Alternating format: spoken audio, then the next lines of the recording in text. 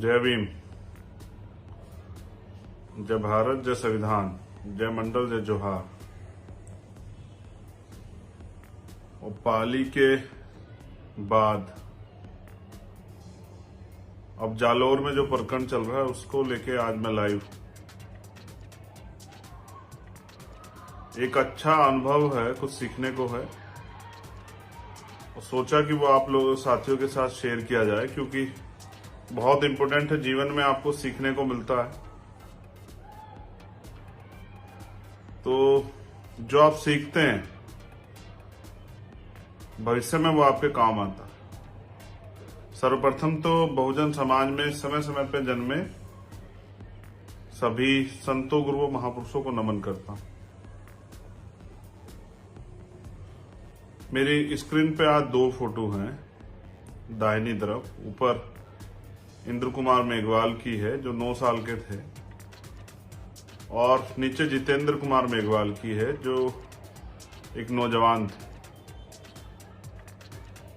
मेरी बाईं तरफ है एक मटकी जो जिसपे एक 2 लाइनें लिखी हुई हैं, जाति है कि जाति नहीं। मैं पिछले 3 बार राजस्थान गया पाली के आंदोलन के बाद। पाली एक बड़ा आंदोलन जितेंद्र मेघवाल के न्याय के लिए, और आंदोलन क्या, ऐसा लगता था कि पूरा समाज ही रोड पे उतर आया है। बच्चे क्या, महिलाएं क्या, बुजुर्ग क्या, नौजवान क्या, और अनुशासित आंदोलन। ऐसा आंदोलन कि राजस्थान पुलिस को मजबूर होना पड़ा और मुझसे एक मदद मांगनी पड़ी कि आप इनको आप ही रोक सकते हैं। हमारी जो मांगे थी वो मांगे रखी गई। प्रशासन ने वादा किया कि वो मांगे पूरी करेंगे। प्रशासन हमारे और सरकार के बीच की कड़ी, वो वहां की गंभीरता को बता के सरकार को अवगत कराता है कि भाई किस तरह से हमें लॉ एंड ऑर्डर की कंडीशन है। आम आदमियों में, एजेंसियां बताती हैं आम आदमियों में कितना रोष है, इसका सोशली, इकोनॉमिकली, पॉलिटिकली कितना नुकसान हो रहा है, तब सरकारें उसके ऊपर कार्रवाई करती। तो पाली के उस आंदोलन के बाद जब मैं दोबारा से उदयपुर एयरपोर्ट गया, जब पाली में हेडक्वार्टर पे हमारी मांगे जो पूरे होने का समय था, उसके बाद जो आंदोलन रखा गया,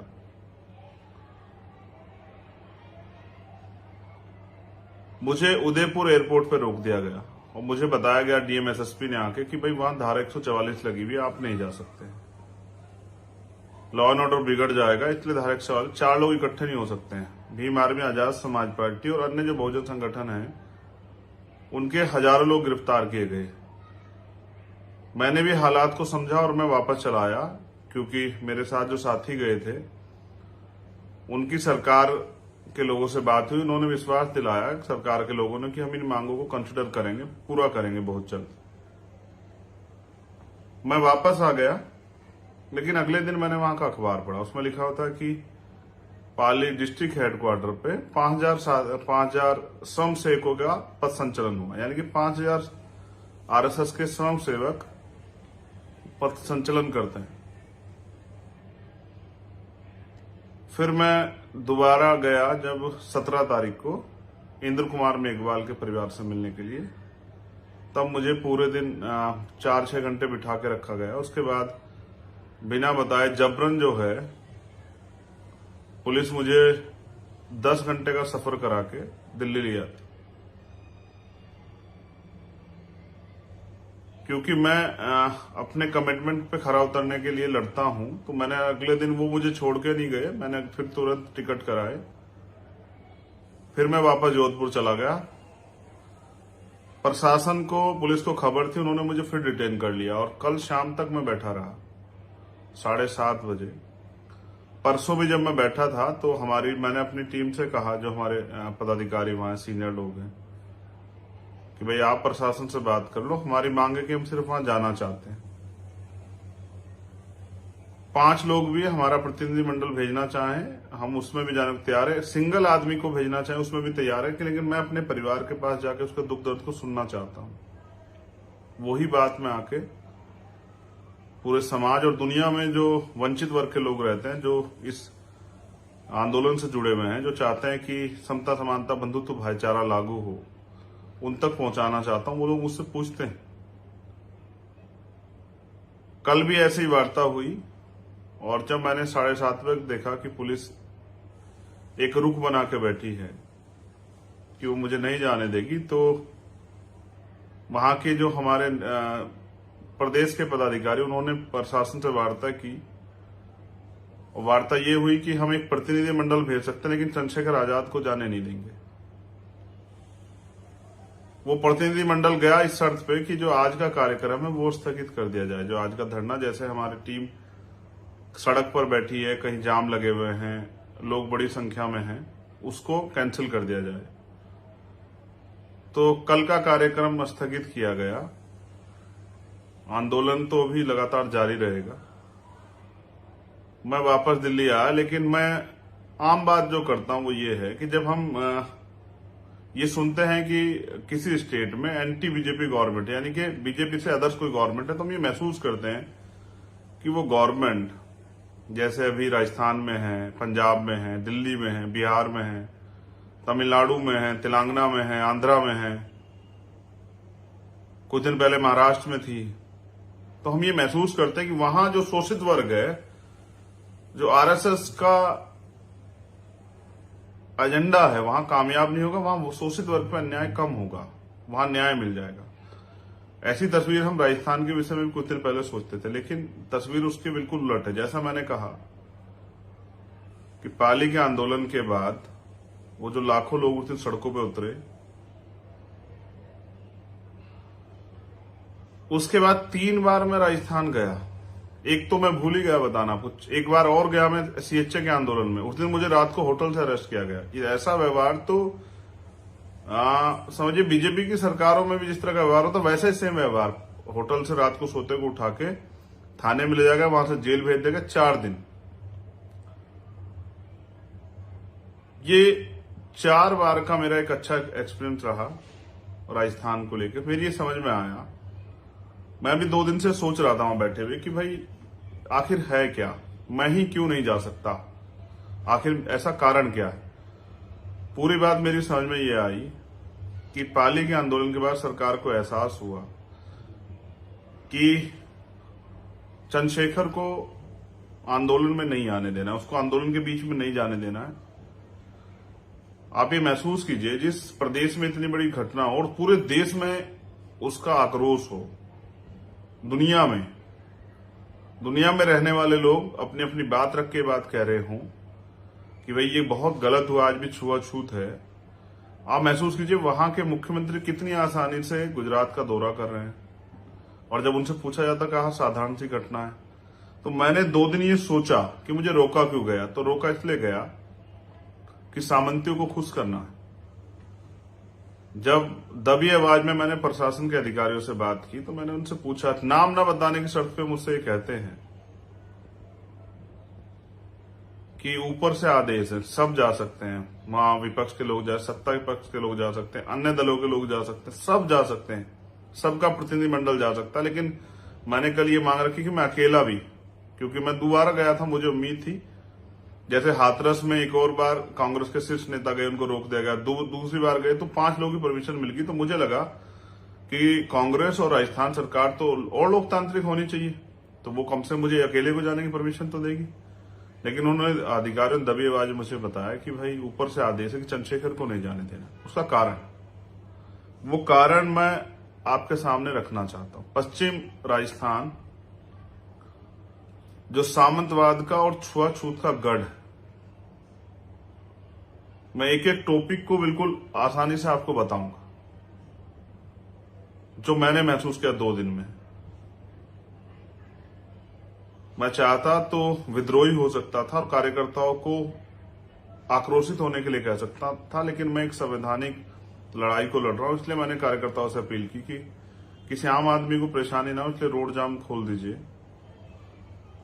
हमें संवैधानिक लड़ाई लड़नी। तो जैसा मैंने आपको कहा कि वो छुआछूत का गढ़, और आज भी वहां वो जुल्म जाति अन्याय, जैसे मैंने पाली से सुना था कि वहां सामंतियों घर के आगे, पुरोहितों घर के आगे आप चप्पल जूते पहन के नहीं जा सकते हैं, आप राजस्थानी कपड़े नहीं पहन सकते थे। मैंने एक महिला का उदाहरण देके बताया था कि उस गांव में क्या हुआ था कि उस महिला को निवस्त्र करके उसने राजस्थानी कपड़े पहने थे, तो उसको उसके घरेलू कपड़े लाके तब उसको वस्त्र मिले। तो सामंतशाही अशोक गहलोत जी से खुश है। मेरी अशोक गहलोत जी से कोई लड़ाई नहीं है, मेरी कांग्रेस से कोई लड़ाई नहीं है। ये लड़ाई, हमारी लड़ाई व्यवस्था की है। ये जो गैर बराबरी आधारित व्यवस्था है, इसके खिलाफ हमारी लड़ाई। मुझे कांग्रेस से कोई उम्मीद भी नहीं है राजस्थान की सरकार से कि वो हमारे लोगों का भला करेगी, लेकिन मैं ये महसूस करता हूं कि अशोक गहलोत जी से सामंती खुश हैं, क्योंकि अशोक गहलोत जी हमेशा उस एजेंडे पे काम करते हैं जो आरएसएस और बीजेपी का एजेंडा होता है। इसका उदाहरण आप देखिए, जितेंद्र मेघवाल के लिए पूरा बहुजन समाज चिल्लाता रहा, लेकिन उन्होंने उनकी मांग नहीं मानी। लेकिन वहीं उदयपुर में जब ये घटना हुई, जो हिंदू मुस्लिम एंगल था, उस पर तत्काल मुख्यमंत्री चले जाते हैं, 50 लाख का मुआवजा देते हैं, 2 सरकारी नौकरी देते हैं, परिवार के आंसू पोंछते हैं। लेकिन जितेंद्र मेघवाल के आंसू तो नहीं पोंछते उसके परिवार के। हर्षापति वाल्मीकि जो एक अधिकारी थे, उनकी पिटाई होती है, इनके एमएलए करते हैं। वो एमएलए जीते तो बीएसपी के उससे हैं, हम मतलब दलितों की वोट से जीते हैं, और वो एक दलित अधिकारी की पिटाई करते हैं। मुख्यमंत्री 3-4 महीने तक उनको छिपा के रखने का काम करते हैं, उन पर कार्रवाई नहीं करते, उनकी गिरफ्तारी नहीं होती। और वो तो ताकतवर था हर्षाधिपति जो बच गया, वरना तो जितेंद्र और इंद्र जैसा हाल उसका भी होता, क्योंकि पीटा तो बहुत, 53 जगह पे फ्रैक्चर था। मैं तो खुद जाके मिला हूं, वो बलवान है इसलिए बच गया। तो वहां पर गैर बराबरी, मंदिर में जाना, घड़े की मटकियां रखना, पानी पीने की मनाही, कई जगह आपने वीडियो देखी होगी, घोड़ी से उतार देना, जूते में पानी पिलाना, उसकी वीडियो बनाना, उसको वायरल करना, बांध के पिटाई करना, ये सामंतशाही है वहां की। और ये सामंतशाही एक संदेश है कि पूरे देश में कुछ भी हो, लेकिन पश्चिम राजस्थान में यही होगा। और उसके बराबर से लगता है गुजरात, और यही आपको बड़े पैमाने पे देखने को मिलेगा गुजरात में, जो राजस्थान, पश्चिम राजस्थान में होता है। सामंतियों को लगता है कि, बहुत गौर से सुनना मेरी इस बात को, एक बार अगर ये समाज इस गुलामी के खिलाफ अंगड़ाई ले लेता है, यानी कि 10 या 20% समाज भी खड़ा हो जाता है, तो ज्यादा दिन, एक यानी कि अगर क्रांति का एक बीज भी गिर जाता है, कुछ लोग भी खड़े हो जाते हैं, तो ज्यादा दिन ये गुलामी टिक नहीं पाएगी, क्योंकि समाज बहुत बड़ा है। जाग जाएगा तो आपकी गुलामी के साए में नहीं रहेगा, इस गुलामी की वीडियो काट देगा। क्योंकि बाबा साहब ने भी कहा ना, गुलाम को गुलामी का एहसास करा दो, वो अपनी वीडियो स्वयं काट देगा। तो सामंतशाही, ब्राह्मणवाद, वो नहीं चाहते कि वहां के उस जगह पे क्रांति का, आंदोलन का, गुलामी की बेटियों को काटने का कोई बीज वहां जो है ना, वो जन्म ले। इसलिए चंद्रशेखर आजाद वहां नहीं जा रहे थे, क्योंकि जो सामंती हैं वो अशोक गहलोत जी से नाराज हो जाएंगे। मैंने कल बात की देवाराम जी से, जो इंद्र कुमार मेघवाल के पिताजी। मैं तो ये भी नहीं सोच पा रहा हूं कि वहां अपने संवैधानिक अधिकार का प्रयोग भी शोषित वर्ग कर पाता होगा क्या? दलित, पिछड़े, आदिवासी, माइनॉरिटी के लोग क्या वोट भी वहां दे पाते होंगे क्या? क्या वहां जो गुलामी, छुआछूत, भेदभाव, अन्याय, जुल्म जाति, रेप, हत्याएं होती है, क्या उसके खिलाफ वो आवाज उठा पाते होंगे क्या?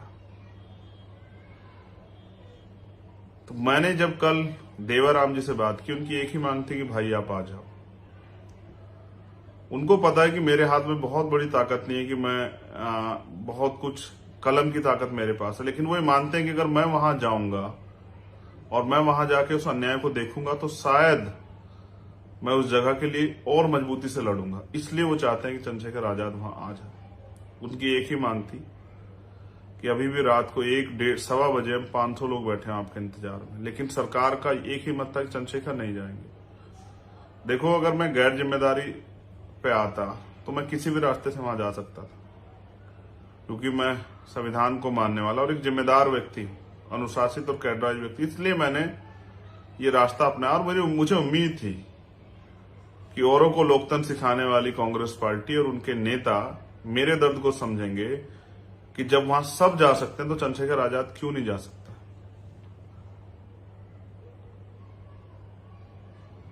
तो जब मेरी बात हुई, क्योंकि एक भ्रम ये फैलाया जा रहा है कि भाई वहां मटका नहीं था, कोई मटके की घटना नहीं हुई, उसको तो पहले से वो बीमार था। लेकिन कल जब मेरे उनके पिताजी से बात हुई, उनके पिताजी ने जो मुझे बताया वो बहुत डरावना है। और लोगों से मेरी बात हुई, उन्होंने बताया कि मटका भी था। हमारे साथी इस बात पे कंफ्यूज ना हो बिल्कुल भी कि लोग क्या चला रहे हैं, मीडिया के चला। आप जानते हैं बिकाऊ मीडिया की हालात क्या है, वो क्या चलाने वाला है, और वो किस तरह से हाथरस में भी सामंतियों के गढ़ में पक्ष में खड़ा था, किस तरह वो पीड़ित परिवार को दबाने में लगा। तो पुलिस प्रशासन का क्या रोल था आपने देखा। एडी लॉ एंड ऑर्डर ने बयान दिया कि रेप नहीं हुआ।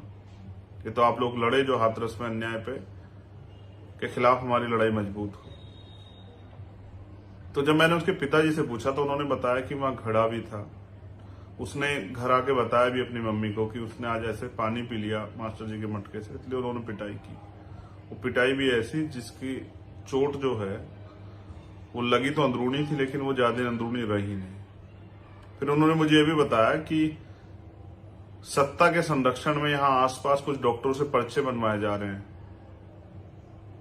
इंद्र कुमार के नाम से, कि उसका हमारे यहाँ इलाज चल रहा था, वो कान की बीमारी से पीड़ित था। लेकिन ये कड़वा सच ये है कि वहां छुआछूत गैर बराबरी चरम पे है। इसलिए आप लोग इस बात से न डरें कि आपको लगे कि भाई ऐसा तो नहीं कि हम कोई गलत लड़ाई लड़ रहे हैं। मैंने उनसे बात की खूब बड़े पैमाने पे। आजाद भारत में हम अमृत महोत्सव मनाया गया है, लेकिन दलित घड़ा नहीं छू सकता। 100 साल पहले बाबा साहब नहीं छू पा रहे थे, हम आज भी नहीं छू सकते। आज भी अलग अलग मटके। और ये नहीं, उसके बाद यूपी में हुआ, पानी पीने पे बुंदेलखंड में कुछ हुआ। आज ही मैंने होकर एक और घटना हुई, 250 रुपए फीस न जमा करने पे ब्रजेश विश्वकर्मा नाम के एक बच्चे की पिटाई की गई, उसकी जान चली गई। मैं पहले इस विषय पे रहता हूं। ये अन्याय बड़े पैमाने पे वहां होते हैं, लेकिन क्योंकि हमारे लोग वहां आर्थिक रूप से संपन्न नहीं है, उनके पास जमीनें नहीं है, उनके पास अपने रोजगार नहीं है, उनके पास कोई साधन नहीं, उनको उन्हीं के खेतों में जाना है, वहीं काम करना है, उनके ही घरों में मजदूरी कर, इसलिए वो मजबूर हैं। और कितने बड़े बड़े अन्याय होते होंगे जिस अन्याय को वो चुपचाप सह लेते हैं। वहां मेरी बहनें, मेरी माएं, बुजुर्ग क्या नहीं सहते होंगे जब मैंने आपको बताया कि इतना अन्याय। तो चंद्रशेखर उस जमीनी हकीकत को ना देख ले, इसलिए सरकार चाहती चंद्रशेखर वहां ना जाए, क्योंकि अभी लोग इकट्ठे हुए हैं, चारों तरफ से लोग आए, वो अपनी दर्द को बताएंगे कि हम यहाँ क्या सहते हैं। और सामंतवाद के आगे घुटने टेके मुख्यमंत्री नहीं चाहते कि वहां के दर्द से चंद्रशेखर अवगत हो जाए। लेकिन कितने दिन। तो कल मेरी वहां प्रशासनिक अधिकारियों से बात हुई, हमने जो मांगे भी रखी हैं, मैंने उनको 72 घंटे का समय दिया है। 72 घंटे के अंदर अगर हमारी मांगों को नहीं सुना जाता, हमें भीख की जगह हमारा अधिकार जो है वो नहीं दिया जाता, तो अब ये संघर्ष सिर्फ क्षेत्रीय नहीं रहेगा, प्रदेश स्तर का, राष्ट्रीय स्तर का होगा। कल मैं मध्य प्रदेश जा रहा हूं, शिवपुरी में। मेरे कार्यकर्ताओं ने खून पसीने से वहां प्रोग्राम पहले से आयोजित किए हैं। मैं वहां बंद रह के भी क्या करता, इसलिए मैंने तय किया कि मैं ये 2 प्रोग्राम करके आके फिर मैं राजस्थान लौटूंगा। मैंने 72 घंटे का प्रशासन के माध्यम से उनको समय दिया कि वो हमारी मांगों को सुने और हमें गारंटी दें कि भविष्य में ऐसा नहीं होगा। किसी स्कूल में कोई मटकी नहीं रखी जाएगी, कहीं घोड़ी पे उतारने पे कोई छुआछूत नहीं होगी, सामंतियों घर के आगे से हमारे लोग चप्पल पहन के जाएंगे, जूते पहन के जाएंगे, अच्छे कपड़े पहनेंगे, मूछे रखेंगे जितेंद्र मेघवाल की तरह, उनकी हत्या नहीं होगी। हम अपने संवैधानिक अधिकारों का प्रयोग करेंगे, हमारे साथ अन्याय नहीं होगा। इसलिए 72 घंटे का समय दिया। और मैं चाहता हूं ये आंदोलन जो 100 साल पहले बाबा साहब जिसके विरुद्ध लड़ रहे थे कि जाति है कि जाति नहीं, वो आंदोलन राष्ट्रीय आंदोलन बने। इसलिए मैं राजस्थान के साथ साथ अन्य प्रदेशों में भी जाके अपने लोगों को वहां की वास्तविक स्थिति से अवगत करा के और इसको राष्ट्रीय स्तर का, क्योंकि जाति एक राष्ट्रीय स्तर की समस्या है। अभी कुछ दिन पहले मैं एक प्रोग्राम में बोल रहा था कि जाति जाति नहीं है, और जाति एक ऐसा सच है जो पैदा होने के साथ आता है और मरने के साथ ही रह जाता है। पूरी जिंदगी जाति आपके साथ रहती है, और जाति के आधार पर जो शोषण, अन्याय, अपमान, अत्याचार आप सहते हैं वो भी आपको सहना पड़ता है। इसलिए 72 घंटे का समय दिया गया है कि ये अन्याय का अंत हो।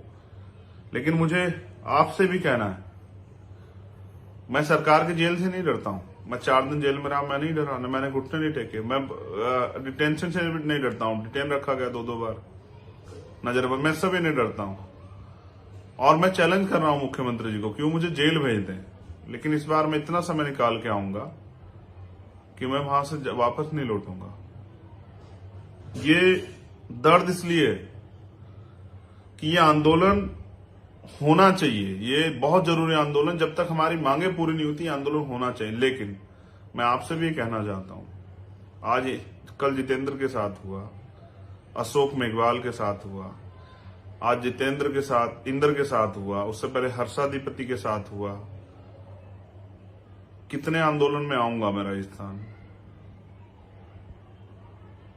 क्या इंद्र की लड़ाई के बाद हमारी लड़ाई खत्म हो जाएगी? कितनी बार हम अपने खून पसीने से पैसे इकट्ठा करके, तेल डला के, गाड़ी करके आते रहेंगे और आंदोलन लड़ते रहेंगे? जिन निकम्मी सरकारों को हमने वोट दिया है, उनमें जो नेता हमारे बैठे, क्यों हम उनसे सवाल नहीं करते? पूरे राजस्थान के दलित समाज के नेता इस बात में लगे हुए हैं कि चंद्रशेखर यहां ना आए। उनकी भी ये मांग रही होगी अपने मुख्यमंत्री से कि वो ना आए, क्योंकि वो तो गुलामगिरी छोड़ के नहीं बोल सकते हैं बेचारे। वो तो, उनको अपनी राजनीतिक विरासतें बचा के रखनी है, सामंती नाराज हो जाएंगे। लेकिन उनको पता है चंद्रशेखर को तो कोई लालच नहीं है। चंद्रशेखर का तो एक ही लालच है कि उसके समाज का हित हो, उसके समाज के साथ जो अन्याय हो रहा है वो खत्म हो। मैं तो धन्यवाद देता हूं जाट एकता मंच का और राष्ट्रीय गुर्जर परिषद का कि उन्होंने भी आंदोलन में सहयोग किया, उन्होंने भी अपनी तरफ समर्थन पत्र दिया। और मैं फिर कहता हूं, एक जो झूठ वहां बोला जा रहा है और अखबार छाप रहा है, यही अखबार जो छाप रहा है कि वहां ये घटना कुछ और है, वो 36 कौम। क्या 36 कौम? हमारे साथी सवाल कर रहे हैं, उन 36 कौमों का नाम बता दोगे क्या? क्या 36 कौमों के 36 लोग गिना दोगे क्या? लेकिन मैं आपको बताता हूं, मुझे 36 नहीं 6743 लोगों ने फोन किया होगा, जो SC ST OBC और माइनॉरिटी के लोग, उन्होंने कहा हम साथ। वो सब लोग राजस्थान के, वो सब लोगों ने कुंभाराम आर्य इस बात के गवाह हैं कि अन्याय के खिलाफ वो लड़े, इसी सामंतवाद के खिलाफ, जुल्म जाति के खिलाफ, भेदभाव के खिलाफ वो लड़े हैं। आज जो दलित वर्गों को सहना पड़ रहा है, वो हमारे पिछड़े वर्ग के लोगों ने भी लंबे समय तक सहा उस अन्याय को, वो लड़े, उन्होंने इसके खिलाफ आवाज उठा के रखी। लेकिन समस्या क्या हो गई है, हम बस एक दिन जागते हैं जिस दिन अन्याय होता है, उसके लिए लड़ते हैं कुछ दिन, फिर उसके बाद चुप होकर बैठ जाते हैं। हम इसके परमानेंट सोल्यूशन पे नहीं जा रहे हैं। मैं अपने साथियों से भी कहता हूं, कितने में इंद्र कुमार, जितेंद्र, हर्षापति, अशोक, कितने मामलों में हम लोग इकट्ठे होकर संघर्ष करते हैं, न्याय की लड़ाई को मजबूत करते रहेंगे, न्याय मांगते रहेंगे, न्याय के लिए संघर्ष करते रहेंगे। ये सरकारें किस लिए हैं? ये बिना हमारे लोगों के वोट के तो नहीं बनी होगी। इस सरकार ने आपसे वादा किया 2 अप्रैल के मुकदमे पे लिए। ये सरकार हमें धोखा दे रही है, और जो सरकार धोखा दे उस सरकार पे ज्यादा दिन भरोसा नहीं करना चाहिए। मैंने तो 72 घंटे का समय इसलिए दिया क्योंकि मैं समझता हूं कि अगर सामंतवाद के घुटने टेके मुख्यमंत्री में थोड़ी सी भी मानवता बची हो और वो लोकतंत्र की दवाई आके देते हैं दिल्ली में, तो वो याद रखें, इस बार मुकाबला नेता से नहीं, बेटे से, भाई से। हम पूरे देश में इस अन्याय के खिलाफ लड़ रहे हैं। आपने देखा, चाहे दिल्ली हो, हमारे साथियों ने कांग्रेस मुख्यालय घेराव किया, उत्तराखंड हो, पंजाब हो, हरियाणा हो, बिहार हो, राजस्थान हो, यूपी हो, तेलंगाना हो, उड़ीसा हो, कर्नाटका हो, मध्य प्रदेश हो, सब जगह हमारे लोग लड़ रहे हैं। राजस्थान पे तो बड़े पैमाने पे लड़ रहे हैं।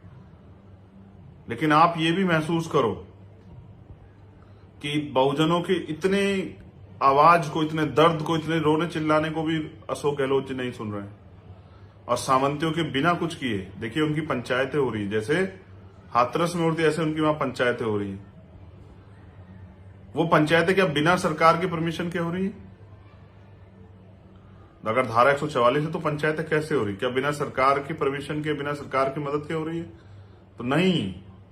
जैसे मैं वहां नहीं जा सकता, ये सरकार की इच्छा है, ऐसे वो पंचायतें वहां, ये भी सरकार की इच्छा है कि माहौल ऐसा बना रहे कि सामंतवाद का सच बाहर ना आए, वो जो अन्याय वहां हो रहा है वो बाहर ना जाए, और गुलामी की दास्तां झुकी तो चलती रहे, और ये बेड़ियां पड़ी रहे हमारे लोगों को। लेकिन ये बेड़ियां कटेंगी, क्योंकि मेरा संदेश भी है राजस्थान के साथियों को। देखो, मैं फिर कह रहा हूं, मैं नेता नहीं हूं, मैं आपका भाई हूं। मैं सभी साथियों से कहना चाहता हूं, अगर मैं नेता होता तो यहीं से एक ट्वीट करके बैठ जाता, अपने राजनीतिक काम करते रहता। लेकिन मैं इस वर्ग में पैदा हुआ हूं, बहुजन समाज में, मुझे दर्द है, इसलिए मैं वहां जाता हूं बार बार, इसलिए मैं अन्य जगह जाता हूं। मैं राजस्थान भी 2 दिन इसलिए गया कि इस अन्याय की लड़ाई को आपके साथ मजबूत कर सकूं। आपकी कुछ निजी मजबूरियां हो सकती है मेरा विरोध करना, लेकिन एक कड़वा सच ये है कि वहां के नेता वहां से उस घर तक जाने की हिम्मत नहीं जुटा पाए जब तक हम लोगों ने संघर्ष नहीं शुरू किया, जब तक हम लोग सड़कों पे नहीं आए। मैं तो यहां से चल के जाता हूं, और मैं सिर्फ आपके लिए नहीं, मैं वो अंतिम व्यक्ति जो वहां बैठा है, जिसको उम्मीद है कि हमारी लड़ाई कोई लड़ेगा, मैं उनकी मदद करने के लिए जाता हूं।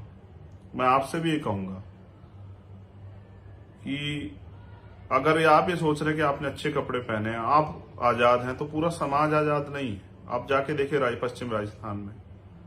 मैं उन सभी साथियों से कहूंगा, इसलिए हमने सोच लिया कि आंदोलन को राष्ट्रव्यापी बनाना है और हर जिले में जाना है राजस्थान के। तो डालिए बेड़ियां, लगाइए पुलिस, बड़ी कीजिए जेल, पहनाइए हथकड़ियां, लेकिन मैं अंतिम गांव तक जाने का प्रयास करूंगा पश्चिम राजस्थान के, कि मैं इस अन्याय के खिलाफ अपने समाज से कह सकूं, क्योंकि मैं उनमें से एक हूं कि वो अब डरना, दबना, चुप रहना, गुलामी सहना बंद कर दें, क्योंकि अब हम चुप नहीं रहने वाले।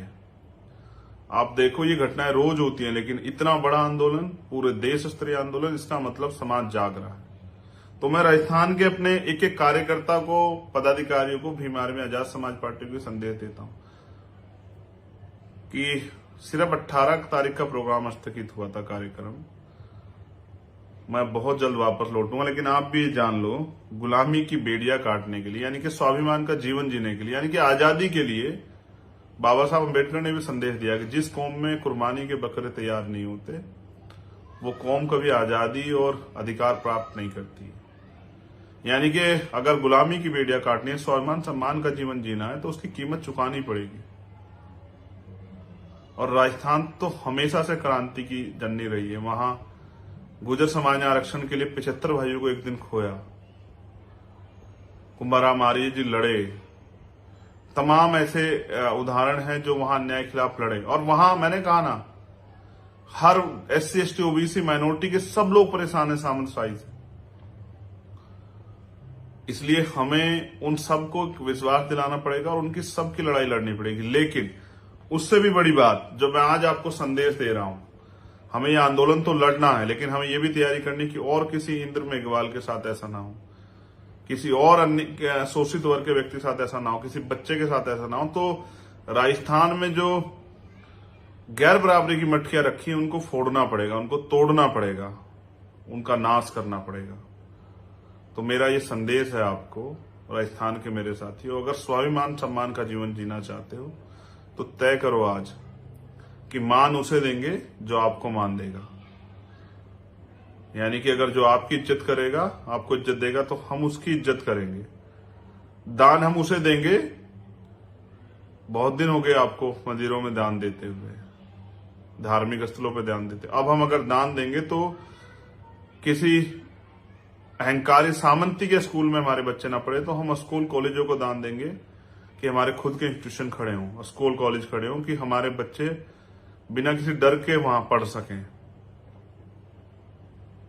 और मतदान हम सामंतियों को नहीं देंगे, जो हमें नीच मानता हो, छोटी जाति का मानता हो, ऐसे सामंतशाही को, ऐसे ब्राह्मणवाद को हम लोग वोट नहीं देंगे। हम अपनी वोट सिर्फ बहुजन समाज को देंगे। ये 3 सूत्र अगर आप तय कर लो, मान, दान और मतदान, ये तय आप कर लो, तो मैं गारंटी से कहता हूं कि वो सत्ता के बदौलत हम पे अन्याय करते हैं, उनको सत्ता का संरक्षण है। हम 85% बहुजन समाज के लोग हैं। साहब नारा देते थे, वोट हमारा राज तुम्हारा, नहीं चलेगा नहीं चलेगा। जब वोट हमारे पास है, उनका राज स्थापित क्यों कैसे स्थापित है? अगर वोट हम उनको नहीं देंगे तो हम अपने आदमी को वोट देंगे तो हमारा राज आएगा, उनसे सत्ता की ताकत छिन जाएगी, तो वो किस ताकत के दम पे आपके साथ अन्याय करेंगे? इतनी बड़ी आबादी और गुलामी सह रही। मैं तो अपने बहुजन समाज का बड़ा वर्ग, पिछड़े वर्ग के साथियों से भी कहना चाहता हूं कि अगर गुलामी में जीना है तो फिर मैं आपसे कुछ ना कहूं। अगर स्वाभिमान सम्मान के साथ जीना है तो उठ खड़े होके पूरे बहुजन समाज को गले लगा के, भाईचारा बना के, और बहुजन समाज एक मोतियों की माला की तरह इकट्ठा होके वहां की राजनीतिक व्यवस्था अपने हाथ में ले ले और इस सामंतशाही को का मूल नाश करे। तो मैं जितने साथी मुझे प्यार करते हैं, मुझे मानते हैं, मुझे में विश्वास रखते हैं, उनसे मेरा अपील है, और भीम आर्मी आजाद समाज पार्टी के सभी कार्यकर्ता पदाधिकारियों से, कि इस बात की गांठ बांध लें कि मान, दान और मतदान उनको नहीं देंगे जो गैर बराबरी करेंगे, जो भेदभाव करेंगे, जो छुआछूत को मानेंगे, जो अत्याचार जुल्म जाति करेंगे, उनको नहीं देंगे। मैंने ये भी देखा, अगर कहीं यही अन्याय इंद्र कुमार के साथ किसी पिछड़े वर्ग के व्यक्ति ने किया होता तो शायद अशोक गहलोत जी के काम करने का तरीका दूसरा होता। लेकिन जब ब्राह्मणवाद से जुड़े हुए लोग इस अन्याय करते हैं तो अशोक गहलोत जी के सोचने का तरीका ये होता है कि सामंतशाही और सामंतवादी नाराज हो जाएं, चाहे उसकी कोई कीमत चुकानी पड़े। तो आप राजस्थान के साथियों से मेरा निवेदन है, लाखों लोग चिल्ला रहे हैं कि न्याय हो, मांग पूरी, लेकिन क्यों किसी को फर्क नहीं पड़ रहा है? क्यों मुख्यमंत्री घूमते फिर रहे हैं? क्योंकि उनको पता है कि गुलामों को गुलाम ही रहना है, आपको गुलामी काटनी पड़ेगी। अगर आप तैयार हो जाओ तो गुलामी कटने में ज्यादा दिन का समय भी नहीं। लेकिन मैंने कुछ मांगे की थी आज, क्योंकि परिवार वहां डर के साए में, चारों तरफ उन्हीं का घेरा है। उन्होंने रात बताया, इधर जाते हैं तो पुलिस पीटती है, उधर जाते हैं तो सामंती पीटते हैं, कहां जाएं? जंगल में रहते हैं। कल कार्यकर्ताओं की गाड़ियों पर भी हमले हुए। पूना पैक्ट याद है ना आपको?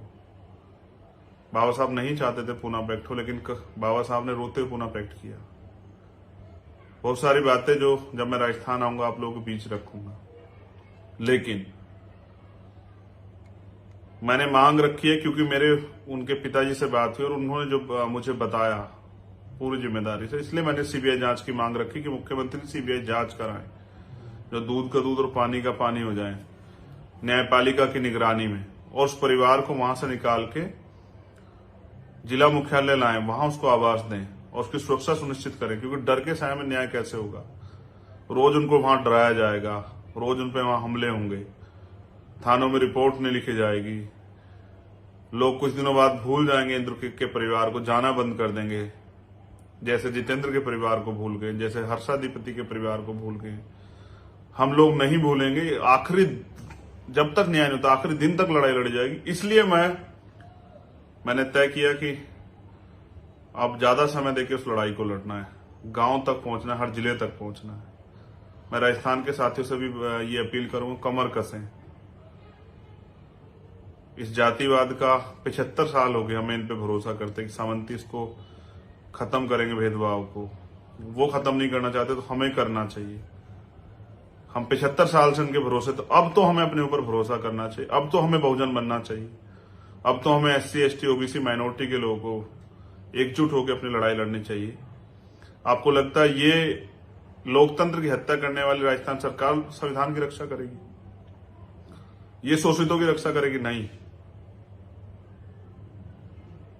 वो भले ही पिछड़े वर्ग से मखौटे के रूप में आते हो, लेकिन वो भी कम नहीं है। वो भी ऐसे ही हैं जैसे हमारे पूर्व राष्ट्रपति और वर्तमान के राष्ट्रपति, जो सिर्फ सत्ताधारी दलों की कठपुतलियां हैं। और ये सामंतों कठपुतली, मुझे उनसे कोई उम्मीद नहीं, लेकिन मुझे आपके संघर्ष पे भरोसा है। आपने संघर्ष को जारी रखिए, चुप नहीं बैठना है, रोज आंदोलन करना है और मजबूर करना है सरकारों को इस पे कड़े फैसले। जय भीम, जय भारत, जय मंडल, जय जोहार, जय संविधान।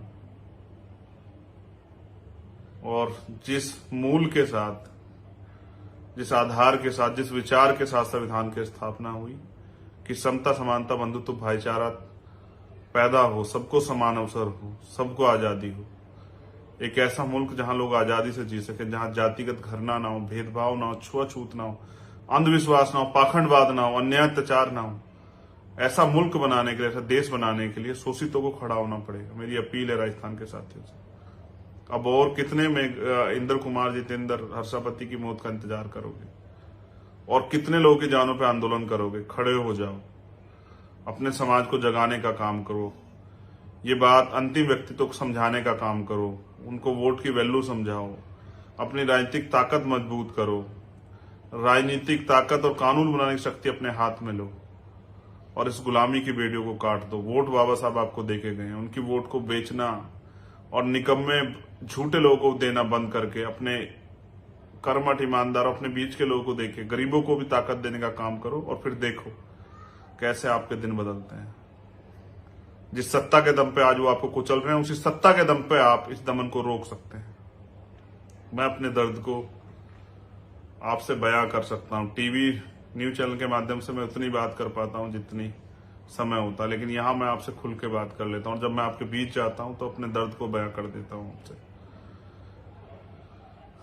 मैं तो अक्सर कहता हूं कि अगर आप पालतू जानवर कुत्ता पालते हैं, उसके आगे अगर खाना रख के उठा लेंगे या उसके साथ अगर आप मारपीट करें, वो भी रिएक्शन कर देगा। हम सदियों से गुलामी सहते आ रहे हैं, फिर भी चुप हैं। क्यों हम अपनी गुलामी की बेड़ियां काटना नहीं चाहते? क्या हम गुलामी बन के खुश हैं?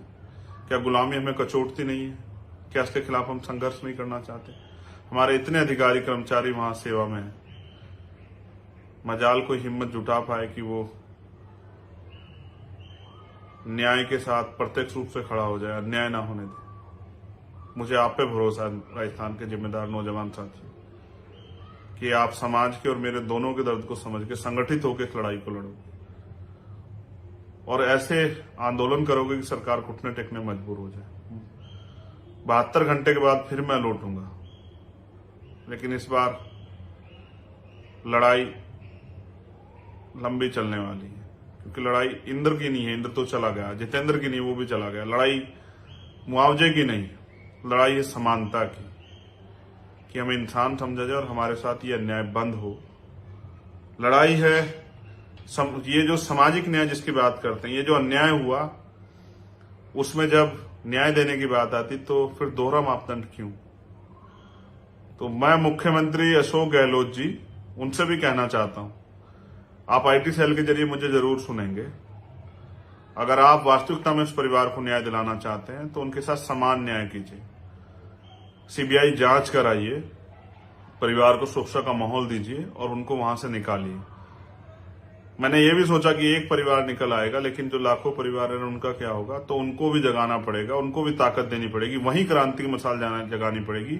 हर घर से एक चंद्रशेखर तैयार करना पड़ेगा जो अपने समाज के लिए अपने प्राणों के बलिदान देने से पीछे ना हटे और जिसका एक ही लक्ष्य हो कि जिस गुलामी को हमारे महापुरुष काटना चाहते थे अब वो खत्म हो जाए, जाति विहीन समाज बने, हम लोग संगठित हों और इस अन्याय के खिलाफ मजबूत आवाज बने। बहुत बहुत धन्यवाद, आप सभी का आभार, जितने साथी कल आंदोलन में थे, जिन्होंने बहुत मेहनत की, बारिश में भी नहीं ले। मैं कैसे धन्यवाद करूं आपका? आप मेरी ताकत हो, बस इस ताकत को बरकरार रखना और आप देखना कि अब हम खड़े हो रहे हैं अपने पैरों पे तो ये गुलामी की बेड़ियां कट जाएंगी। मेरी बहनों के साथ, मेरी माओं के साथ अन्याय नहीं होगा, मेरे बुजुर्गों की पगड़ी नहीं उछाली जाएगी और नौजवानों के अधिकारों के साथ कुठाराघात नहीं होगा। उनके संवैधानिक अधिकारों को, उनकी आजादी को छीन नहीं पाएगा। पुनः आभार के साथ सभी साथियों के धन्यवाद। जय भीम, जय भारत।